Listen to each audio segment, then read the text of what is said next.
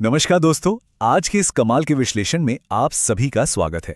आज हम भूगोल और पर्यावरण के एक बहुत ही दिलचस्प और काफी इंपॉर्टेंट टॉपिक पर बात करने वाले हैं। आज हम डिकोड करेंगे उन खास ग्रेडियंट्स या लाइंस को जिन्हें साइंस की भाषा में क्लाइन कहा जाता है। एग्जाम्स के नजरिए से देखा जाए ना तो ये सीधा और बहुत स्कोरिंग टॉपिक होता है। बस शर्त यह है कि इसके कॉन्सेप्ट्स एकदम क्लियर होने चाहिए। तो चलिए बिना किसी देरी के सीधे इस टॉपिक में डाइव करते हैं। अब एक पल के लिए इमेजिन कीजिए, आप एक बहुत ही गहरे समंदर की अंधेरी गहराइयों में गोता लगा रहे हैं या फिर किसी बेहद ऊंचे बर्फीले पहाड़ की चोटी पर चढ़ रहे हैं। वहां फिजिकली क्या होता है? क्या आप आसपास का माहौल अचानक से एक सेकंड में बदल जाता है? नहीं ना, ये बदलाव धीरे धीरे होता है। तापमान, प्रेशर और वहां के जीवन में जो भी बदलाव आते हैं वो ऐसे ही रैंडम नहीं होते। उनका एक बहुत ही फिक्स्ड साइंटिफिक पैटर्न होता है और आज हम इसी पैटर्न को डिकोड करने वाले हैं। तो सबसे पहले इस मेन वर्ड यानी क्लाइन को ही समझ लेते हैं।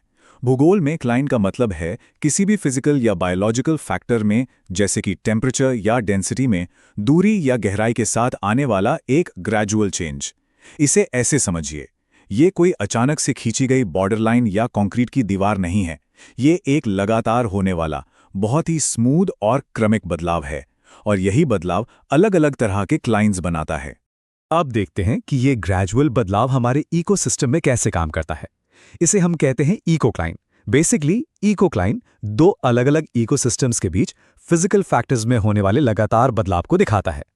एग्जाम्पल के लिए, जब हम किसी पहाड़ पर नीचे से ऊपर चढ़ते हैं तो आपने नोटिस किया होगा कि पेड़ पौधे ऊंचाई के साथ धीरे धीरे बदलते हैं।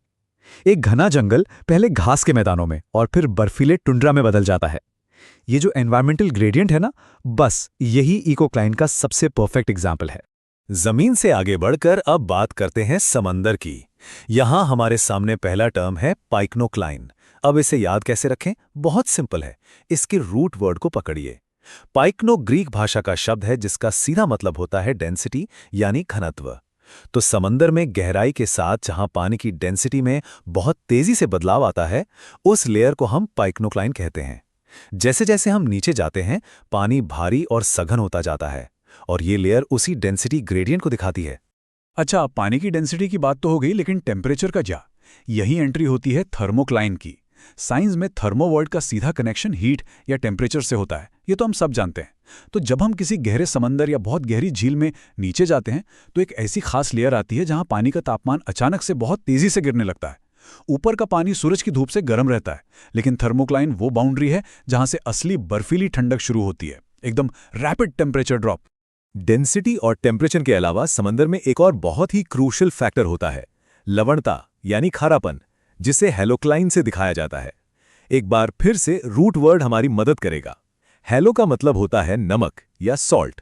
तो हैलोक्लाइन समंदर के पानी की वो वर्टिकल लेयर है जहां गहराई के साथ पानी के खारेपन में बहुत तेजी से बदलाव आता है। ऊपर के पानी का खारापन नदियों के मिलने या वाष्पीकरण की वजह से अलग होता है, लेकिन गहराई में जाने पर हैलोक्लाइन लेयर इस सॉल्ट ग्रेडियंट को एकदम क्लियरली डिवाइड कर देती है।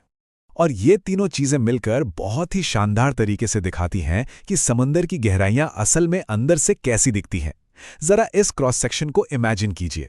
जब एक गोताखोर समंदर में नीचे की तरफ जाता है तो वो सिर्फ पानी में नहीं तैर रहा होता, बल्कि वो इन तीन अलग अलग लेयर्स से होकर गुजरता है।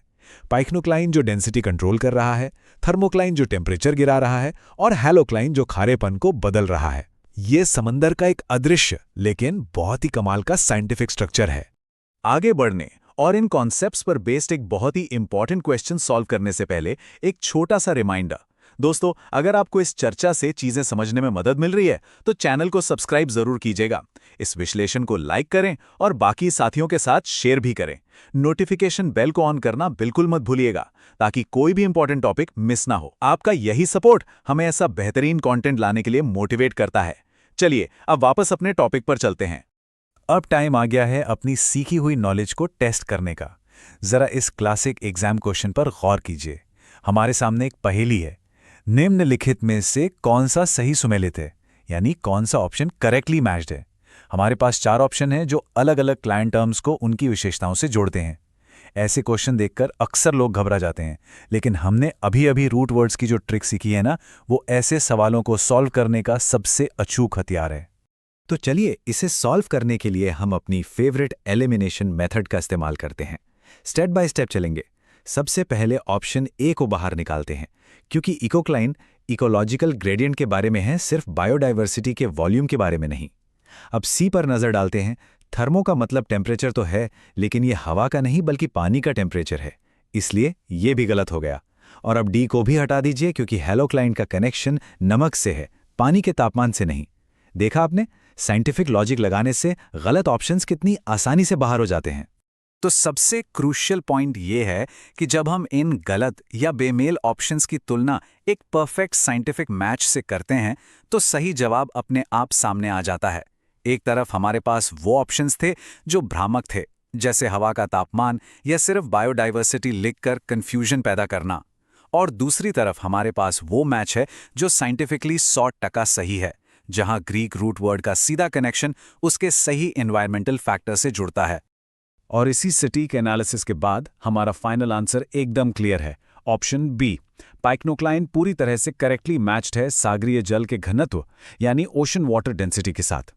पाइक्नो यानी डेंसिटी और क्लाइन यानी प्रवणता या ग्रेडियंट। ये उस क्रमिक बदलाव को साबित करता है जहां गहराई के साथ समंदर का पानी तेजी से भारी और सघन होता जाता है। और यकीन मानिए, सही जवाब तक पहुंचने का ये तरीका ही असली साइंटिफिक स्टडी है। अब एग्जाम से ठीक पहले क्विक रिवीजन के लिए इस समरी टेबल पर गौर करना बहुत ही फायदेमंद रहेगा। मैं तो कहूंगा कि आप इसका एक मेंटल स्क्रीनशॉट ले लीजिए। ये एक हाई यील्ड मैट्रिक्स है। इसमें सभी इंपॉर्टेंट क्लाइन टर्म्स, उनके सही फैक्टर्स, उनका नेचर और उनके मेन इंपैक्ट्स को एक साथ रखा गया है। चाहे वो पाइक्नोक्लाइन की डेंसिटी हो, थर्मोक्लाइन का टेम्परेचर, हेलोक्लाइन का खारापन या फिर इकोक्लाइन का इकोलॉजिकल बदलाव। ये अकेली टेबल आपके कई क्वेश्चन सही करवा सकती है, तो इसे अच्छे से दिमाग में बिठा लीजिए।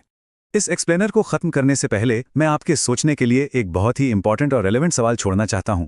आज के टाइम में जब ग्लोबल वार्मिंग की वजह से पूरी दुनिया का तापमान लगातार बढ़ रहा है, तो समंदर के ये नाजुक ग्रेडियंट्स, ये थर्मोक्लाइन और पाइक्नोक्लाइन आखिर किस तरह से बदलेंगे? और सबसे बड़ी बात, उन समुद्री जीवों और इकोसिस्टम्स का क्या होगा जो लाखों सालों से इन परतों के बैलेंस पर डिपेंड हैं? इस पर जरूर सोचिएगा। ऐसे सीखते रहिए, अपनी जिज्ञासा को बनाए रखिए।